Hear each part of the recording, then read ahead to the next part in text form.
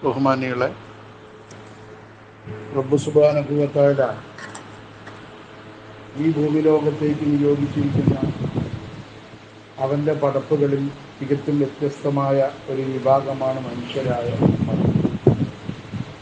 നമ്മളെ അല്ലാഹു തആല ഒരു പരീക്ഷണത്തിന് വേണ്ടിയിട്ടാണ് നശ്വരമായ, അധികകാലം നീണ്ടു നിൽക്കാത്ത നശ്വരമായ ഈ ഭൂമിലോകത്തേക്ക് നമ്മളെ അയച്ചത്. അനശ്വരമായ, കാലാകാലം നിലനിൽക്കുന്ന, ഒരു കാലത്തും നശിക്കാത്ത അനുഗ്രഹത്തിൻ്റെ കേദാരമായ സ്വർഗം നമുക്ക് അല്ലാഹു തആല നൽകാൻ വേണ്ടിയിട്ട് തന്നെയാണ്.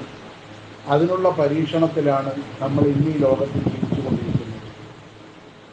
അതുകൊണ്ട് തന്നെ നമ്മളെ പരീക്ഷിക്കപ്പെടേണ്ട തുബല ഉന്നഫി അംബാലിക്കും അംഫുസിക്കും, നിങ്ങളുടെ സമ്പത്തുകളിലും നിങ്ങളുടെ ശരീരങ്ങളിലും നിങ്ങൾ ഇടപെടുന്ന മേഖലകളിലൊക്കെ പലവിധ പരീക്ഷണങ്ങൾ നിങ്ങൾക്കുണ്ടാകും. അത്തരം പരീക്ഷണങ്ങൾ നാം അല്ലാത്ത വേറെ വിഭാഗങ്ങൾക്കൊക്കെ ഉണ്ടാവാമെങ്കിലും അവരെ പോലെയല്ല നമ്മൾ ഈ പരീക്ഷണത്തിൻ്റെ കാര്യത്തിൽ. പ്രവാചകർ സല്ലല്ലാഹു അലൈഹി വസല്ലമ തങ്ങൾ പറഞ്ഞു, അജബൻ ലി അംറിൽ മുഅ്മിനി, സത്യവിശ്വാസിയുടെ, ഒരു മുഅ്മിനായ മനുഷ്യൻ്റെ കാര്യം അതിശയകരമാണ്. ഇന്ന അംറഹു കുല്ലഹു ഖൈറുൻ, അവൻ്റെ എല്ലാ കാര്യങ്ങളും, അവൻ്റെ ജീവിതത്തിൽ വന്നു പോകുന്നതൊക്കെ അവന് ഖൈറാണ്.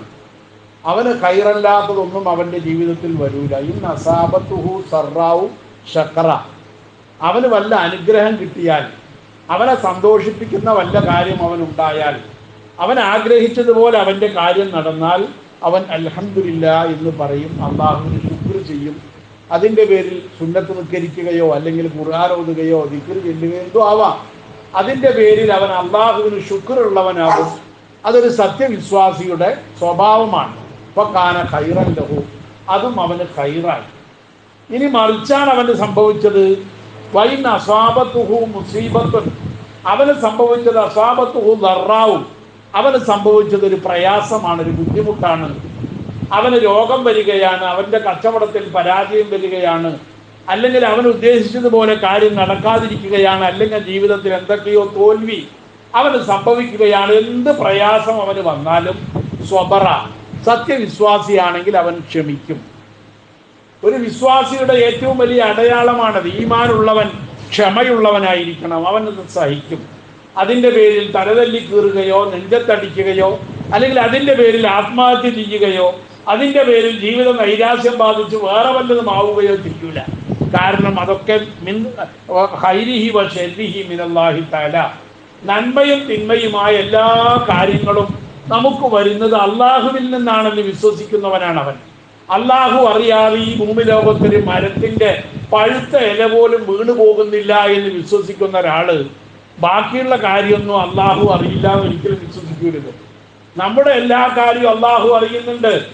നമ്മുടെ കാലൊന്ന് വെച്ചു കുത്തുന്നതോ അല്ലെങ്കിൽ നമുക്കൊരു പനി വരുന്നതോ നമുക്കൊരു ജലദോഷം വരുന്നതോ നമ്മുടെ ഭരണാധികാരി നമ്മളെ ആക്രമിക്കുന്നതോ എന്തുമാവട്ടെ, ഇതൊന്നും അള്ളാഹു അറിയാതെ ലോകത്ത് ഒരു കാര്യവും സംഭവിക്കില്ല എന്ന് വിശ്വസിക്കുന്നവരാണ് സത്യവിശ്വാസികളായ മുഅ്മിനുകൾ. അതുകൊണ്ട് തന്നെ എന്ത് പ്രയാസം എങ്ങനെയൊക്കെ അവന് വന്നാലും സ്വബറ, അവൻ ക്ഷമിക്കും. അതിൻ്റെ പേരിൽ അവൻ പൊറുതികേട് കാണിക്കൂല. അതിൻ്റെ പേരിൽ വെപ്രാളപ്പെട്ടിട്ട് അവൻ്റെ ജീവിത നൈരാശ്യം ബാധിച്ചു പോവില്ല. അങ്ങനെ വരുമ്പോൾ കാന ഖൈറൻ ലഹു, അതും അവന് ഖൈറായിട്ടാണ് വരിക. അതിനും അല്ലാഹു തആല കൂലി നൽകുകയാണ്. അപ്പം എങ്ങനെയായാലും നമുക്ക് ദുഃഖം വന്നാലും സങ്കടം വന്നാലും ഗുണം വന്നാലും ഒക്കെ നമ്മൾ അള്ളാഹുവിലേക്ക് മടങ്ങുന്നവരാണ്. അള്ളാഹുവിൻ്റെ വിധിയാണ്, അള്ളാഹുവിൻ്റെ തീരുമാനമാണ് എന്ന് വിശ്വസിക്കാൻ കൽപ്പിക്കപ്പെട്ടവരാണ് നമ്മൾ. അതുകൊണ്ട് തന്നെ പരീക്ഷണം അത് സത്യവിശ്വാസികൾക്കുള്ളതാണ്. ബലാൽ, പ്രവാചകർ സല്ലല്ലാഹു അലൈഹി വസല്ലമ തങ്ങൾ പറഞ്ഞു, നിങ്ങളിൽ എത്രത്തോളം ഈമാൻ കൂടുതലുണ്ടോ അത്രത്തോളം നിങ്ങളുടെ പരീക്ഷണത്തിന് കടുപ്പം കൂടും. നമ്മളെ അല്ലാഹു തആല ഒരാളെ പരീക്ഷിക്കുന്നില്ലെങ്കിൽ അതിൻ്റെ അർത്ഥം അവന് ഈമാനില്ല എന്നതാണ്. അല്ലാഹു തആല മുഅ്മിനുകളെ പരീക്ഷിച്ചുകൊണ്ടേയിരിക്കും. രോഗങ്ങൾ കൊണ്ടും സാമ്പത്തിക പ്രയാസം കൊണ്ടും പട്ടിണി കൊണ്ടും ശത്രുക്കളുടെ ഉപദ്രവങ്ങൾ കൊണ്ടും അയൽവാസികളുടെ ദ്രോഹം കൊണ്ടൊക്കെ ഉണ്ടാവും. പരീക്ഷണങ്ങളാണ്. ഈ വിശ്വാസിയുടെ ജീവിതം മുഴുവൻ പരീക്ഷണങ്ങളാണ്. അപ്പൊ ഈമാൻ ഉണ്ടെങ്കിൽ പരീക്ഷിക്കപ്പെടും. എത്രത്തോളം അല്ലാഹുവിന്റെ റസൂൽ പറഞ്ഞു, അഷദ്ദുന്നാസി ബലാഅൻ, അല്ലാഹു തആല ഭൂമി ലോകത്തെ ഏറ്റവും അധികം പരീക്ഷിക്കുന്നതല്ല അമ്പിയാക്കന്മാരെയാണ്. കാരണം അവരാണ് നല്ലവരെയാണ് ഈ പരീക്ഷിക്കപ്പെടുക. നന്മ ചെയ്യുന്നവരെയും നന്മ പറയുന്നവരെയും നന്മയുടെ വാർത്താക്കളെയുമാണ് ഭൂമി ലോകത്ത് ഏറ്റവും അധികം പരീക്ഷിക്കപ്പെടുന്നത്. എന്ത് തെറ്റ് ചെയ്തിട്ടാ? മഹാനായ ഖലീലുല്ലാഹ് ഇബ്രാഹിം നബി അലൈഹിസ്സലാം, ലോക ചരിത്രത്തിൽ ഇത്ര ദുഷ്ടനായ എതിരാളി മൂസാ നബിക്ക് കിട്ടിയതുപോലെ അല്ലെങ്കിൽ ഇബ്രാഹിം നബിക്ക് കിട്ടിയതുപോലത്തെ ദുഷ്ടന്മാരായ എതിരാളികളെ നമ്മൾ ചരിത്രത്തിൽ കാണുന്നില്ല. എത്ര ക്രൂരനാണ് ആ ഫിർഔൻ എന്ന് പറയുന്ന ദുഷ്ടൻ മൂസാ നബിയുടെ എതിരാളിയായി വന്നത്.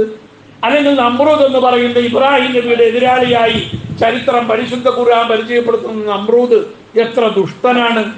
എന്ത് തെറ്റ് ചെയ്തിട്ടാണ് ഇബ്രാഹിം നബി ഇങ്ങനെ പീഡിപ്പിക്കപ്പെട്ടത്?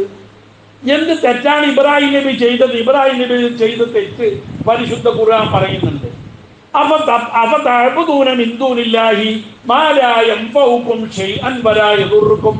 നിങ്ങൾക്ക് ഉപകാരമോ ഉപദ്രവമോ ചെയ്യാത്ത ഈ വിഗ്രഹങ്ങളെയാണോ നിങ്ങൾ ആരാധിക്കുന്നത്? ഈ വിഗ്രഹങ്ങൾ നിങ്ങളെ ഉപദ്രവിക്കൂല. നിങ്ങൾ ആ വിഗ്രഹങ്ങളെ ആരാധിച്ചില്ല എന്ന് വിചാരിച്ച് നിങ്ങൾ അതൊന്നും ചെയ്യൂല, ഉപദ്രവിക്കൂല. ഇനി അതിന്റെ മുമ്പിൽ തന്നെ ആരാധന അർപ്പിച്ചിരുന്നാൽ പോലും നിങ്ങൾക്കൊരു ഉപകാരം ചെയ്യാൻ ഈ വിഗ്രഹങ്ങളെ കൊണ്ട് കഴിയില്ല. കാരണം കട്ടുകൊണ്ടുപോകുന്ന കള്ളനെ തടയാൻ പോലും കഴിയാത്ത സാധനങ്ങളല്ലേ ഈ ദൈവങ്ങൾ. അതിന് വല്ലതിനുമുള്ള കഴിവുണ്ടോ? പിന്നെ എന്തിനാ നിങ്ങൾ ഇതിനെ ആരാധിക്കുന്നത്? ഇതാണ് ഇബ്രാഹിം നബി അലൈഹിസ്സലാം പറഞ്ഞ തെറ്റ്.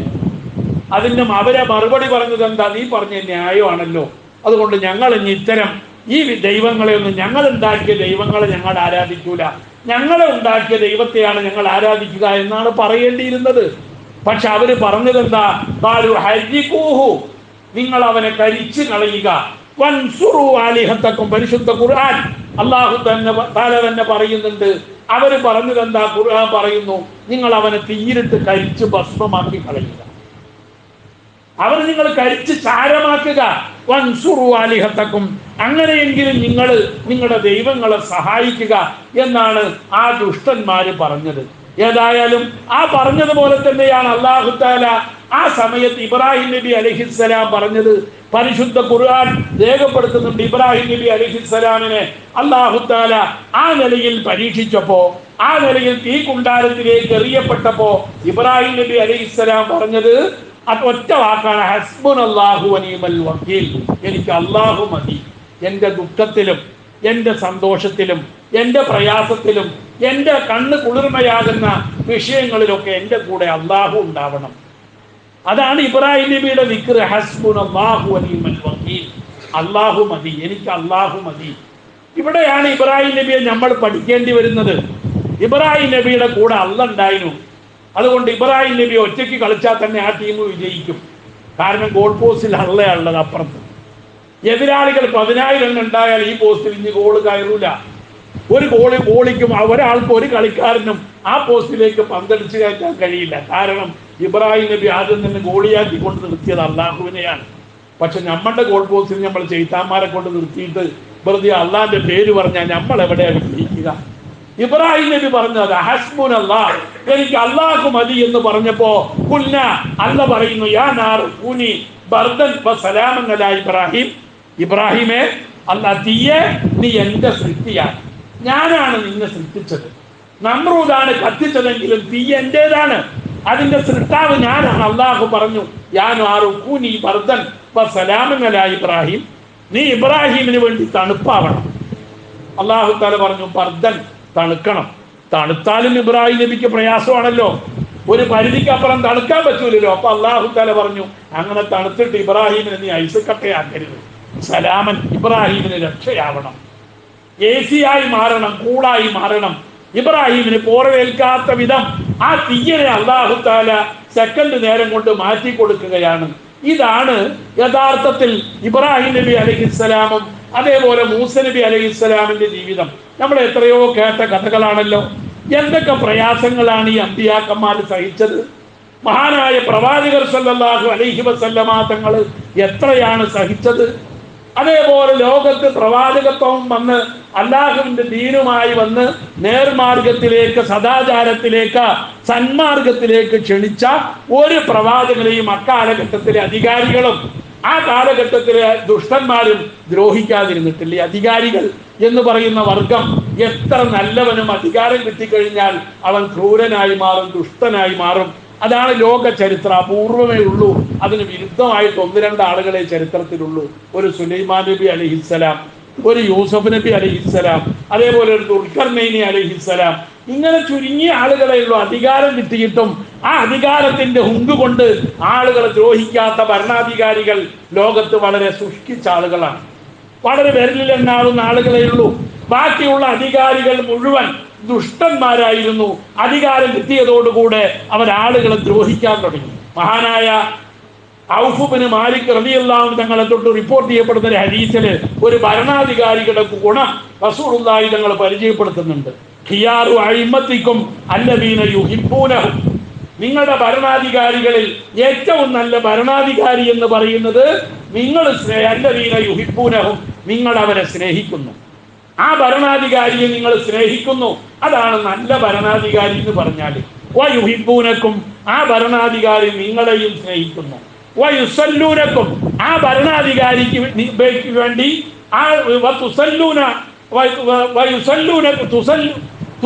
തുസല്ലൂന അലൈഹിം, ആ ഭരണാധികാരികൾക്ക് വേണ്ടി നിങ്ങൾ പ്രാർത്ഥിക്കും. വയുസല്ലൂന അലൈക്കും, അവർ നിങ്ങൾക്ക് വേണ്ടിയും പ്രാർത്ഥിക്കും. അതാണ് നല്ല ഭരണാധികാരി. നമ്മൾ ആരെങ്കിലും നമ്മുടെ ഭരണാധികാരികൾക്ക് കൊണ്ട് പ്രാർത്ഥിക്കാറുണ്ടോ? ആരും പ്രാർത്ഥിക്കാറില്ല. കാരണം എങ്ങനെയെങ്കിലും ഈ ശല്യം ഒഴിവായി കിട്ടിയാൽ മതി എന്ന് ചിന്തിക്കുമ്പോൾ പിന്നെ അവർക്ക് കൊണ്ട് നമ്മൾ തോർക്കൂലല്ലോ. അവർ നമ്മൾക്ക് കൊണ്ട് തോർക്കൂല. കാരണം അവരുടെ അനുയായികളോട് അത്രമാത്രം ശത്രുതയും വൈരാഗ്യ ബുദ്ധിയുമാണ് ഭരണാധികാരികൾ വെച്ച് പുലർത്തുന്നത്. അള്ളാഹു കാത്തുരക്ഷിക്കുമാറാവട്ടെ. ഇങ്ങനത്തെ ഭരണാധികാരികളാണ് ലോകത്തെ ഏറ്റവും ദുഷ്ടന്മാരായ, ഏറ്റവും മോശക്കാരായ ഭരണാധികാരികൾ. അള്ളാഹു റസൂല് പറഞ്ഞു, വശിറാറു അയിമ്മത്തിക്കും, നിങ്ങളുടെ ഭരണാധികാരികളിൽ ഏറ്റവും മോശക്കാര്, ഏറ്റവും ഷർറായവര് അല്ലദീന തുബഗിലൂനഹും, നിങ്ങൾക്ക് അവരോട് ദേഷ്യമാണ്, നിങ്ങൾക്ക് അവരോട് വിരോധമാണ്. പക്ഷെ അത് നടപ്പിലാക്കാൻ നിങ്ങൾക്ക് കഴിയില്ല. ദേഷ്യം പ്രകടിപ്പിച്ചാൽ നിങ്ങളെ പിടിച്ച് ജയിലിൻ്റെ ഉള്ളിലിടും, അല്ലെങ്കിൽ നിങ്ങളെ പിടിച്ച് കൊല്ലും. അതിനവർക്ക് കഴിയും. അങ്ങനത്തെ ഭരണാധികാരികളാണ് വൃത്തികെട്ട ദുഷ്ടന്മാരായ ഭരണാധികാരികൾ. വയുബഗിലൂനക്കും, അവർക്ക് നിങ്ങളോടും അതേപോലെ തന്നെ ദേഷ്യമാണ്. വതൽഅനൂനഹും, നിങ്ങൾ ആ ഭരണാധികാരികളെ ശപിക്കും. വയൽഅനൂനക്കും, അവർ നിങ്ങളെയും ശപിക്കും. അതാണ് ലോകത്തെ എക്കാലത്തെയും ഏറ്റവും മോശപ്പെട്ട ഭരണാധികാരികൾ എന്ന് പറഞ്ഞപ്പോ റസൂലുള്ളാഹി സ്വല്ലല്ലാഹു അലൈഹി വസല്ലമ തങ്ങളോട് സ്വഹാബത്ത് ചോദിച്ചു, അങ്ങനത്തെ ഒരു ഭരണാധികാരി വന്നാൽ, ഞങ്ങളോട് സ്നേഹമില്ലാത്ത, ഞങ്ങളോട് കരുണയില്ലാത്ത, ഞങ്ങൾക്ക് വേണ്ടി പ്രാർത്ഥിക്കാത്ത, ഞങ്ങൾക്ക് വേണ്ടി പ്രവർത്തിക്കാത്ത ഭരണാധികാരി വന്നാൽ അഫലാ നുനാബിദുഹും, ഞങ്ങൾ അവരോട് എതിരാവട്ടെ? അത്തരം ഭരണാധികാരികളെ തകർക്കാൻ, ആ ഭരണാധികാരികളോട് അവരുടെ അധികാരത്തിൽ നിന്ന് അവരെ എടുത്തെറിയാൻ ഞങ്ങൾ കലാപങ്ങൾ സൃഷ്ടിക്കട്ടെ എന്ന് റസൂലുള്ളാഹി തങ്ങളോട് സഹാബത്ത് ചോദിക്കുന്നു. സഹാബത്തിന് അറിയാലോ ജീവിതം എന്ന് പറഞ്ഞാൽ അവർ ചോദിക്കുക, ഞങ്ങൾ അവർക്കെതിരിൽ പ്രവർത്തിച്ചിട്ട് നാട്ടിൽ കലാപമുണ്ടാക്കി അവരുടെ അധികാരം ഇല്ലാതാക്കട്ടെ എന്ന് റസൂലുള്ളാഹി തങ്ങളോട് ചോദിക്കുമ്പോൾ അല്ലാഹുവിന്റെ റസൂല് പറഞ്ഞില്ല, ഒരു കാരണവശാലും നിങ്ങൾ അവർക്കെതിരിൽ പ്രവർത്തിക്കാൻ പാടില്ല. ഭരണാധികാരികൾ എത്ര ദുഷ്ടനാണെങ്കിലും മാ അഖാമു ഫീകുമുസ് സലാത്ത, ലാ, വീണ്ടും റസൂലുള്ളാഹി തങ്ങൾ പറഞ്ഞു പറ്റൂല. മാ അഖാമു ഫീകുമുസ് സലാത്ത, നിങ്ങളിൽ അവർ നിസ്കാരം നിലനിർത്തുന്ന കാലത്തോളം, നിസ്കാരം തടയാത്ത കാലത്തോളം, നിസ്കാരത്തിന് മുടക്കം വരുത്താത്ത കാലത്തോളം നിങ്ങൾ അവർക്കെതിരിൽ അരാജകത്വം സൃഷ്ടിക്കരുത്, നാട്ടിൽ കലാപമുണ്ടാക്കരുത് എന്ന് ഷഫീഉന റസൂലുള്ളാഹി സ്വല്ലല്ലാഹു അലൈഹി വസല്ലമ തങ്ങൾ പഠിപ്പിക്കുന്ന ഹദീസ് ഇമാം മുസ്ലിം ഉദ്ധരിച്ചിരിക്കുന്നത് കാണാം. നമ്മൾ അനുസരണയുള്ളൊരു സമുദായമാണ്. അതാണ് ഈ സമുദായത്തിന്റെ പ്രത്യേകത. മറ്റുള്ളവർ മനസ്സിലാക്കുന്നതിന് വിരുദ്ധമാണ് നമ്മൾ അങ്ങനെ പഠിപ്പിക്കപ്പെട്ട ഒരു സമുദായമാണ്. നമുക്ക് തോന്നിയതുപോലെ കലാപമുണ്ടാക്കാനോ ഏതെങ്കിലും ഭരണാധികാരികൾക്കെതിരിൽ അക്രമ പ്രവർത്തനം നടത്താനോ ഇസ്ലാം നമ്മളെ ഏൽപ്പിക്കുന്നില്ല, അനുവദിക്കുന്നില്ല. അല്ലാഹു തആല പറയുന്നത്, യാ അയ്യുഹല്ലദീന ആമനു, അല്ലയോ സത്യവിശ്വാസികളെ, അത്തീഉല്ലാഹ, നിങ്ങൾ അല്ലാഹുവിനെ അനുസരിക്കുക, അല്ലാഹുവിന്റെ നിയമങ്ങൾക്ക് വഴിപ്പെടുക. അല്ലാഹുവിന്റെ പ്രവാചകരുടെ നിയമങ്ങളും നിങ്ങൾ അനുസരിക്കുക. നിങ്ങളിലുള്ള കാര്യകർത്താക്കന്മാർ. അങ്ങനെ കുറച്ച് ആളുകൾ ഈ സമുദായത്തിൽ എപ്പോഴും ഉണ്ടാവും. നിങ്ങളുടെ കാര്യം നോക്കുന്ന ആള്, അത് കലക്ടറാകാം, വില്ലേജ് ഓഫീസറാവാം, അല്ലെങ്കിൽ പോലീസാവാം, അല്ലെങ്കിൽ SI ആവാം, അല്ലെങ്കിൽ ഭരണാധികാരത്തിന്റെ ഭാഗമായി വരുന്ന ആരായിക്കൊള്ളട്ടെ, അല്ലെങ്കിൽ പള്ളി കമ്മിറ്റിക്കാരാവാം, നാട്ടിലെ അഹ്ലുൽ ഹല്ല് വൽ അഖ്ദ് എന്ന് പറയുന്ന നാട്ടു കാരണവന്മാരാകാം. അവരെ നിങ്ങൾ അനുസരിക്കുക, അവർക്ക് വഴിപ്പെടുക. നാട്ടിൽ കലാപം ഉണ്ടാക്കരുത്, സ്വൈര ജീവിതം തകർക്കരുത് എന്ന് പരിശുദ്ധ ഖുർആനും പ്രവാചകർ സല്ലല്ലാഹു അലൈഹി വസല്ലമ തങ്ങളും പഠിപ്പിക്കുന്നു. എന്നല്ല, നിങ്ങളുമായി യോജിക്കാൻ കഴിയാത്ത ഒരുപാട് മതക്കാർ ലോകത്തുണ്ടാവാം, ഒരുപാട് പാർട്ടിക്കാർ ലോകത്തുണ്ടാവാം. അവരുമായി തെറ്റേണ്ട ആവശ്യം നിങ്ങൾക്കില്ല, അവരുമായി ശത്രുത നിങ്ങൾക്ക് ഉണ്ടാവേണ്ടതില്ല. വലാ യജ്രിമന്നകും ശനആനു ഖൗമിൻ അലാ അല്ലാ തഅദിലു. ഒരു വിഭാഗത്തോട് ആശയപരമായി നിങ്ങൾ തെറ്റാണ്, മതപരമായിട്ട് അവർ വേറെ മതത്തിന്റെ ആളുകളാണ്, ആശയപരമായി വേറെ ആശയത്തിന്റെ ആളുകളാണ് എന്ന് വിചാരിച്ച് നിങ്ങൾ അവരുടെ ശത്രുക്കളാവരുത്. നിങ്ങൾ അവരുടെ മതപരമായ വ്യത്യാസം മനുഷ്യ സാഹോദര്യത്തിന് വിഘാതം സൃഷ്ടിക്കുന്നതാവരുത് എന്നാണ് പരിശുദ്ധ ഖുർആൻ നമ്മളോട് പഠിപ്പിക്കുന്നത്. മതം വേറെ, മനുഷ്യത്വം വേറെ. നമുക്കുണ്ടാവേണ്ട ഒന്നാണ്. നമ്മുടെ സമൂഹത്തിൽ നിന്ന് നഷ്ടപ്പെട്ടുകൊണ്ടിരിക്കുകയാണ്. നമ്മുടെ ഭാഗത്തിൽ നിന്ന് ഉണ്ടാകാൻ പാടില്ല. മറ്റുള്ളവർ അങ്ങനെയൊക്കെ ആയാലും നമ്മൾ അങ്ങനെ ആവേണ്ടവരല്ല. നമ്മുടെ പൂർവികർ അങ്ങനെ ആയിരുന്നില്ല. നമ്മൾ ആലോചിക്കണം. എത്രയോ കാണാം ഇപ്പോഴും എൻ്റെ ചെറുപ്പത്തിൽ തന്നെ നടന്ന കാര്യങ്ങൾ, അല്ലെങ്കിൽ ഇപ്പോഴും ഈ സമൂഹത്തിൽ നടക്കുന്ന കാര്യങ്ങൾ. മതത്തിന് അതീതമായ സാഹോദര്യബോധം എന്നല്ല, ദീനിയായി തന്നെ ബാധ്യതയായി വരുന്ന സാഹോദര്യബോധം ആലോചിച്ച് നോക്കണം.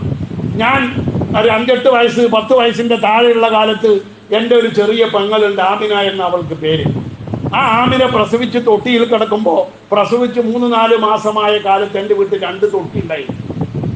ഒരു തൊട്ടിയല്ല, 2 തൊട്ടിയാ. ഒരു തൊട്ടിയിൽ എൻ്റെ പെങ്ങൾ ആമിന കിടക്കുമ്പോൾ, വേറൊരു തൊട്ടിയിൽ അയൽവക്കത്തെ മാണിക്കേട്ടൻ്റെ മകൻ രാധാകൃഷ്ണൻ കിടന്നിരുന്നു.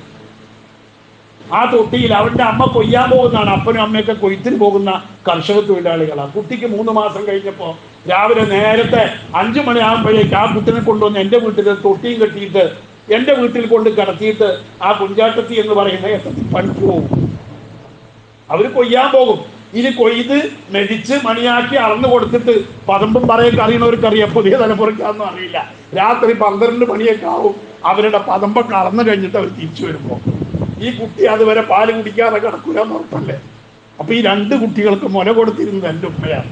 ഞാൻ കളിപ്പിച്ചിട്ടുണ്ട് ഈ കുട്ടിയെ. പക്ഷെ അന്ന് എനിക്ക് കിതാബ് ഓതിയ വിവരമൊന്നുമില്ലല്ലോ. ഞാൻ ചെറിയ ചെക്കനാണ്. കാലം കുറെ കഴിഞ്ഞ് മൂല്യരായപ്പോഴാ എനിക്ക് മനസ്സിലായത് ഈ രാധാകൃഷ്ണൻ എൻ്റെ അനുജനാണ്. ഇസ്ലാമിക നിയമപ്രകാരം എൻ്റെ അനുജനാണ്. എൻ്റെ പങ്ങന്മാർക്ക് അവൻ ആങ്ങളെയാണ്. അവരെ കാണാം, അവരെ തൊടാം. അവരുമായി സാധാ പെങ്ങന്മാരോട് ഇടപഴകുന്നത് പോലെ ഇസ്ലാമികമായിട്ട് ഇടപഴകാൻ അവൻ അധികാരമുണ്ട്. കാരണം അവൻ്റെ പെങ്ങന്മാരാണ് എൻ്റെ പെങ്ങന്മാരൊക്കെ. എൻ്റെ അനുജനാണ് രാധാകൃഷ്ണൻ. ആലോചിച്ച് നോക്കണം. നമ്മൾ ഇസ്ലാമിന്റെ നിയമ ഇതിനാ റലാവ് എന്ന് പറയാ. 5 പ്രാവശ്യം ഒരു സ്ത്രീയുടെ മുല ഒരു കുട്ടി കുടിച്ചാൽ അതോടുകൂടെ റലാത്ത് സ്ഥിരപ്പെടും. പിന്നെ ആ കുട്ടിയുടെ ഉമ്മയായി. ആ മുല കൊടുത്തത് ഉമ്മയാണ്. അത് ഹിന്ദുവോ മുസ്ലിമോ നോക്കിയിട്ടല്ല. ആ രാധാകൃഷ്ണന്റെ ഉമ്മ എൻ്റെ ഉമ്മയാണ്. അവൻ എൻ്റെ അനുജനാണ്. ആലോചിച്ച് നോക്കണം. ഇത് ഞാൻ വെറുതെ പറയുന്നതല്ല, അലങ്കാരത്തിന് വേണ്ടി പറയുന്നതല്ല. ആ രാധാകൃഷ്ണൻ ദൗർഭാഗ്യകരമെന്ന് പറയട്ടെ, രാധാകൃഷ്ണനും ഭാര്യയും ഒരു കൊമ്പിൽ കയറ് കെട്ടി 2 ആത്മഹത്യ ചെയ്തു. കാരണം എന്താണെന്ന് നമുക്ക് അറിഞ്ഞുകൂടാ. എൻ്റെ സഹോദരനാണെങ്കിലും ഹിന്ദുവായി ജീവിക്കുന്ന രാധാകൃഷ്ണനും ഭാര്യയും 2 മക്കളുണ്ട്, ഒരാണ് ഒരു പെണ്ണുണ്ട്. ആ പെണ്ണ് ഇന്ന് കണ്ണാടിയിൽ പാർട്ടിക്കലുണ്ട്. അതുകൊണ്ടാണ് ഞാൻ ഒന്നുകൂടി ഉറപ്പിച്ചു പറയുന്നത്. അവൻ്റെ മകൾ ഇന്ന് കണ്ണാടിയിലുണ്ട്. എൻ്റെ അനുജൻ്റെ മകളാണ്. ശരയായ ബാധ്യത നിലനിൽക്കുന്നുണ്ട് എനിക്ക്. ആലോചിക്കും നിങ്ങൾ, ഇസ്ലാമികമായ നിയമാത്. അവളൊന്ന് പാർട്ടിക്കലായി എത്തിച്ചിരിക്കുന്ന ആതിര എന്ന ആ കുട്ടിയുടെ പേര് ഒലവക്കോട് കെട്ടിച്ചതാ. പാർട്ടിക്കൽ സ്ഥലം വാങ്ങിയിട്ട് വീടുണ്ടാക്കി താമസിക്കുന്നുണ്ട്. ഞാൻ അത് കളവ് പറയുന്നതല്ല. ആ കുട്ടികളെ ഇസ്ലാമികമായി ഒരു അച്ഛൻ, എന്താ നമ്മളെ പറയാ, മൂത്താപ്പ അല്ലെങ്കിൽ വല്യാപ്പ എന്നൊക്കെ പറയുന്ന അച്ഛൻ്റെ ഏട്ടൻ എന്ന നിലയ്ക്ക് അവളുടെ എല്ലാ അവകാശങ്ങളിൽ എനിക്ക് അവകാശമുണ്ട്, ബാധ്യതകളുണ്ട്. ഇത് ഇസ്ലാമിക നിയമമാണ്. ഇത് പരിശുദ്ധ ഖുർആനും ഹദീസും പഠിപ്പിച്ച നിയമമാണ് റളാത്തിന്റെ നിയമം. അതാ പരിശുദ്ധ ഖുർആൻ പറഞ്ഞത്, വലാ യജ്രിമന്നകും ശനആനു ഖൗമിൻ അലാ അല്ലാ തഅദിലു യഅദിലു. നിങ്ങൾ മതം വേറെയായിരിക്കാം, പക്ഷെ കുടുംബ ബന്ധങ്ങൾ, രക്തബന്ധങ്ങൾ, അതേപോലെ മുലകുടി ബന്ധങ്ങൾ, വൈവാഹിക ബന്ധങ്ങൾ പലതാണ് ഇസ്ലാമിക ശരീഅത്തിൽ. അത് മുഴുവൻ കാത്തു സൂക്ഷിക്കേണ്ട ബാധ്യത നിങ്ങൾക്ക് ഓരോരുത്തർക്കും ഉണ്ടെന്ന് പരിശുദ്ധ ഖുർആനും തിരു ഹദീസുകളൊക്കെ പഠിപ്പിക്കുന്നതും അതുകൊണ്ട് തന്നെയാണ്. അതുകൊണ്ട് തന്നെ ഈ സമുദായത്തിൽ എന്തൊക്കെ പ്രയാസം വന്നാലും, എന്തൊക്കെ ദുഷ്ടന്മാരെ എവിടെയൊക്കെ എന്തൊക്കെ നമ്മളെ ആക്രമിച്ചാലും നമ്മൾ മുസ്ലിമീങ്ങളാകണം. ഉദ്ഖുലൂ ഫിസ്സിൽമി കാഫ, നമ്മൾ പൂർണ്ണ മുസ്ലിമീങ്ങളാവണം. ഇസ്ലാമിക നിയമങ്ങൾ പാലിച്ചുകൊണ്ട് ബന്ധം മുറിക്കാനല്ല അള്ളാഹു പ്രവാചകരെ ലോകത്തേക്ക് അയച്ചത്, ബന്ധങ്ങൾ ഉണ്ടാക്കാനാണ്. നമ്മൾ ബന്ധങ്ങൾ മുറിക്കുകയാണിപ്പോ. ആ ബന്ധങ്ങളൊക്കെ നമുക്ക് നഷ്ടപ്പെട്ടു പോവുകയാണ്. ബാധ്യതകളൊക്കെ നമ്മൾ വിസ്മരിക്കുകയാണ്. അള്ളാഹു ഒരിക്കലും ഇത്തരം ബന്ധങ്ങൾ മുറിക്കുന്നവരെ അള്ളാഹു ഇഷ്ടപ്പെടുകയില്ല. അതുകൊണ്ട് തന്നെ ഈ സമുദായം എങ്ങനെയൊക്കെ പരീക്ഷിക്കപ്പെട്ടാലും അതൊക്കെ ഈമാനിന്റെ ഭാഗമായി, വിശ്വാസത്തിന്റെ ഭാഗമായി ക്ഷമിക്കാനും സഹിക്കാനും നമുക്ക് കഴിയണം. അതാണ് നമ്മുടെ ഈമാനിന്റെ പ്രത്യേകത. മഹാനായ അബ്ദുല്ലാഹ് ഇബ്നു ഉമർ റളിയല്ലാഹു അൻഹു ഉദ്ധരിക്കുന്ന ഒരു ഹദീസിൽ കാണാം, ഇന്ന ഉമ്മത്തക്കും ഹാദിഹി ജുഇല ആഫിയത്തുഹാ ഫി അവ്വലിഹാ. ഈ സമുദായത്തിന്റെ ഗുണങ്ങളൊക്കെ നൽകപ്പെട്ടത് ആദ്യത്തിലാണ്. അവർക്ക് ഇസ്സത്തും പത്രാസും പ്രതാപവും നൽകപ്പെട്ടത് ആദ്യ കാലങ്ങളിലാണ്. ഇനി ഈ സമുദായം അവസാനമാകുമ്പോൾ നിങ്ങൾ ഒരുപാട് പരീക്ഷണങ്ങളെ നേരിടേണ്ടി വരും, ഒരുപാട് പ്രയാസങ്ങൾ നേരിടേണ്ടി വരും. നിങ്ങൾ ഒരുപാട് ശത്രുക്കൾ, നിങ്ങളെ ആക്രമിക്കപ്പെടുന്ന, നിങ്ങൾ ഇഷ്ടപ്പെടാത്ത കാര്യങ്ങൾ വരും. പല പല നാശങ്ങൾ നിങ്ങളെ തേടിയെത്തും. നിങ്ങൾ വിചാരിക്കും ഇത് മുമ്പുള്ളതിനേക്കാൾ വലിയ ഫിത്നയാണ്, പടച്ചോനെ ഇതിൽ ഞങ്ങൾ നശിച്ചു പോകും എന്ന് നിങ്ങൾ വിചാരിക്കും. എന്നാലോ അള്ളാഹിന്റെ റസൂൽ പറയുന്നു, ഫിത്ന, അതിൽ നിന്ന് നിങ്ങൾ എങ്ങനെയെങ്കിലുമൊക്കെ രക്ഷപ്പെടും. ആ ഫിത്നയിൽ നിന്ന് രക്ഷപ്പെട്ടാലും അടുത്ത നാശം നിങ്ങളിലേക്ക് വരും, അടുത്ത ഫിത്ന വരും. വയക്കൂലിൽ മിനു, അപ്പോഴും സത്യവിശ്വാസി പറയും, ഹാദിഹി ഹാദിഹി, ഇത് വല്ലാത്ത കടുപ്പം തന്നെയാ, ഇത് വല്ലാത്ത പ്രയാസം തന്നെയാ. NRC CAA എന്നൊക്കെ പറഞ്ഞ് വെപ്രാളപ്പെടുന്നത് പോലെ പലവിധ വെപ്രാളങ്ങൾ ആ സമയത്ത് നിങ്ങൾക്ക് ഉണ്ടാവും. അതുകൊണ്ട് നരകത്തിൽ നിന്ന് നീക്കപ്പെടണമെന്നും ജന്ന, സ്വർഗത്തിൽ പ്രവേശിക്കപ്പെടണമെന്നും നിങ്ങൾ ആരെങ്കിലും ആഗ്രഹിക്കുന്നുവെങ്കിൽ, ആരെങ്കിലും ഇഷ്ടപ്പെടുന്നെങ്കിൽ അവന്റെ മരണം അവന് വരട്ടെ. അള്ളാഹുവിലും അന്ത്യനാളിലും വിശ്വസിക്കുന്ന ഈമാനോടുകൂടെ നിങ്ങൾ മരിക്കണം. അതാണ് നമ്മുടെ ലക്ഷ്യം. നമ്മുടെ ലക്ഷ്യം മരണമാണ്. കാലാകാലം ഇവിടെ ജീവിക്കണമെന്ന് ആഗ്രഹിക്കുന്നവരല്ല നമ്മൾ. മരണം അന്വേഷിച്ച് നടക്കുന്നവരാ നമ്മൾ. മരിച്ചു കിട്ടണം. മരിക്കുമ്പോ ഈമാനോടൊക്കെ മരിക്കണം. അതാണല്ലോ നമ്മളൊക്കെ തോരക്കണത്. അല്ലാഹുമ്മ അഹ്യിന മാ കാനൽ ഹയാതു ഖൈറൻ ലനാ വഅമിത്ന ഹൈസു യകൂനുൽ മൗതു ഖൈറൻ ലി ആഖിറത്തിന. പടച്ചോനെ, ഞങ്ങളുടെ പരലോകത്തിന് ഹൈറാകുന്ന, ഗുണമാകുന്ന ആ സെക്കൻഡിൽ ഞങ്ങളെ നീ മരിപ്പിക്കണേ എന്ന് ദ്വാരക്കുന്നവരാ നമ്മള്. അത് ആമീൻ പറയുന്നവരാ നമ്മള്. അല്ലാതെ 150 കൊല്ലം കൊണ്ടാ 1000 കൊല്ലം കൊണ്ടാ എന്ന് ആഗ്രഹിക്കുന്നവരും ദ്വാരക്കുന്നവരും അല്ലല്ലോ. അതുകൊണ്ട് തന്നെ മരിക്കുമ്പോ ഈമാനോടൊക്കെ മരിക്കണം. അതിൽ പെശകാൻ പാടില്ല. അതിൽ നമ്മൾ ഉറച്ചു നിൽക്കണം. അള്ളാഹു തൗഫീഖ് നൽകുമാറാവട്ടെ.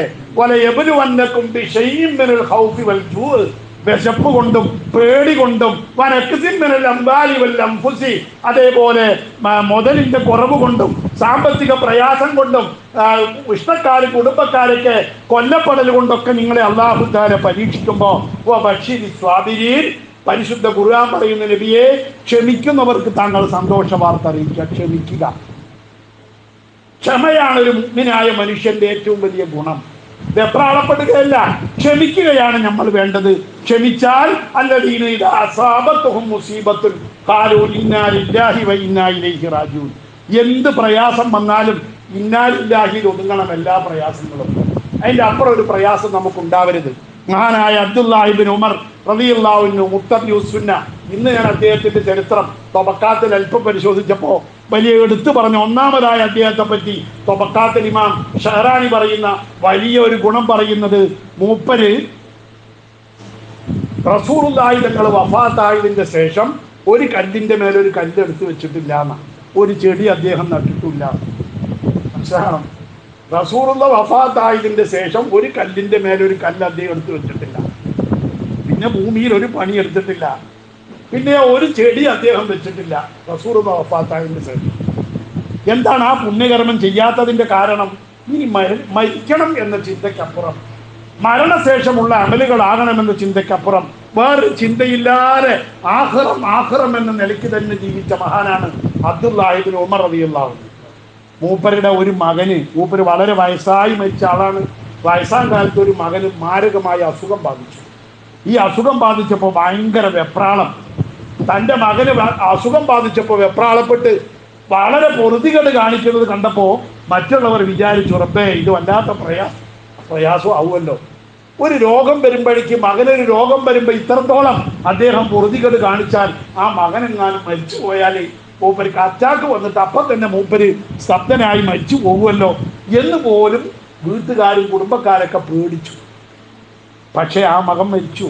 അദ്ദേഹത്തിൻ്റെ ദുആയൊന്നും അള്ളാഹ് സ്വീകരിച്ചില്ല, അല്ലെങ്കിൽ ദുആയൊന്നും അള്ളാഹു ആ നിലയ്ക്കല്ല ഫലം ചെയ്തത്. ആ മകൻ മരിച്ചപ്പോൾ മൂപ്പര് ചിരിച്ചു. അതേപോലെയുള്ള പ്രയാസങ്ങളൊക്കെ പോയി. മരിച്ചപ്പോൾ അത് അള്ളാഹുവിൻ്റെ വിധിയാണ്. എൻ്റെ മോനെ അള്ളാഹു കൊണ്ടുപോയതാണ്, അള്ളാഹു തന്നതാണ്, അള്ളാഹു കൊണ്ടുപോയതാണ് എന്ന സന്തോഷം അദ്ദേഹത്തിന് വരിക. അവിടെ കൊണ്ട് തീരണം നമ്മുടെ പ്രയാസങ്ങളൊക്കെ. അവിടെ നമ്മൾ അവസാനിപ്പിക്കണം.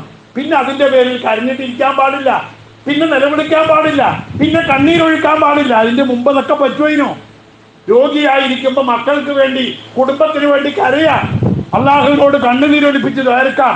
പക്ഷെ മരിച്ചു കഴിഞ്ഞാൽ അതൊക്കെ ഹറാമാണ്. പിന്നെ മയ്യത്തിൻ്റെ പേരിൽ വിലപിക്കാൻ പാടില്ല, ഒച്ചീമ്പാൽ ഉണ്ടാക്കാൻ പാടില്ല, നെഞ്ചത്ത് തല്ലാൻ പാടില്ല. നോക്കണം ഇസ്ലാമിൻ്റെ നിയമം, നമ്മളത് പഠിക്കണം. ആരധികാരത്തിൽ വന്നാലും, എത്ര ദുഷ്ടന്മാർ അധികാരത്തിൽ വന്നാലും നമുക്ക് പേടിക്കാനൊന്നുമില്ല. കാരണം നമ്മൾ ചെയ്യേണ്ടതൊക്കെ ചെയ്തിട്ടുണ്ട്. ആ ചെയ്യേണ്ടതൊക്കെ ചെയ്തിട്ട് എന്നിട്ടും നമ്മുടെ എതിരാളി തന്നെ അധികാരത്തിൽ വന്നാലും അത് അള്ളാഹുവിൻ്റെ വിധിയാണ്, അത് നമുക്ക് ഖൈറാണ് എന്ന് നമ്മൾ മനസ്സിലാക്കണം. ഇനി നമ്മൾ പൊറുതികേട് കാണിക്കേണ്ട ആവശ്യമില്ല, ഇനി നമ്മൾ വെപ്രാളപ്പെടേണ്ട ആവശ്യം നമുക്ക് വരുന്നില്ല. അല്ലാഹു തആല നമ്മളോട് പറയുന്നത് അത്രമാത്രമേ ഉള്ളൂ. അല്ലദീന ഖാല ലഹുമുന്നാസു, അവരോട് അതാണ് യഥാർത്ഥ വിശ്വാസികൾ, ക്ഷമിക്കുന്നവർ. അവരോട് ആരോ പറഞ്ഞു, ഇന്നന്നാസ ഖദ് ജമഉ ലക്കും ഫഖ്ശൗഹും, അവരതാ ശത്രുക്കളൊക്കെ എല്ലാവരും കൂടി ഒരുമിച്ച് കൂടിയിട്ടുണ്ട്, അവർ നിങ്ങളെ നശിപ്പിക്കാനുള്ള പുറപ്പാടിലാണ് എന്ന് അവരോട് പറയപ്പെട്ടപ്പോൾ പരിശുദ്ധ ഖുർആൻ പറയാ, അവർ പറഞ്ഞതെന്താ?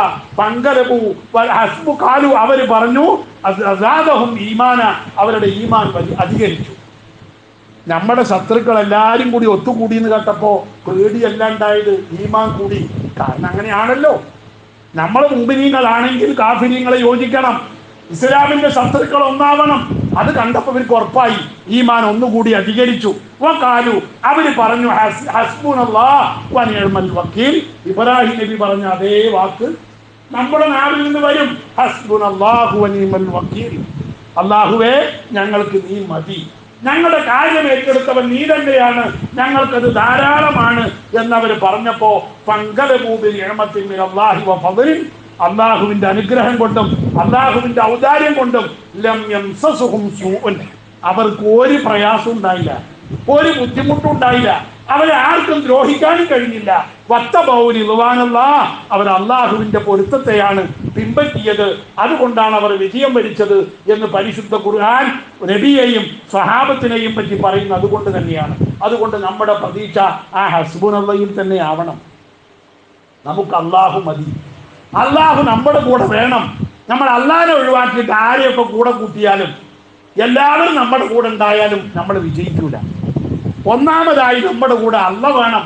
അല്ലല്ലാതെ റസൂൽ നമ്മുടെ കൂടെ ഉണ്ടായിക്കൊണ്ട കാര്യമില്ല, ഒരു കാര്യമില്ല. ഒരു കാര്യം ചെയ്യാൻ റസൂലുള്ളാഹിക്ക് കഴിയില്ല. അള്ള ഉണ്ടെങ്കിലേ ബാക്കി എല്ലാവരും ഉണ്ടാവുള്ളൂ.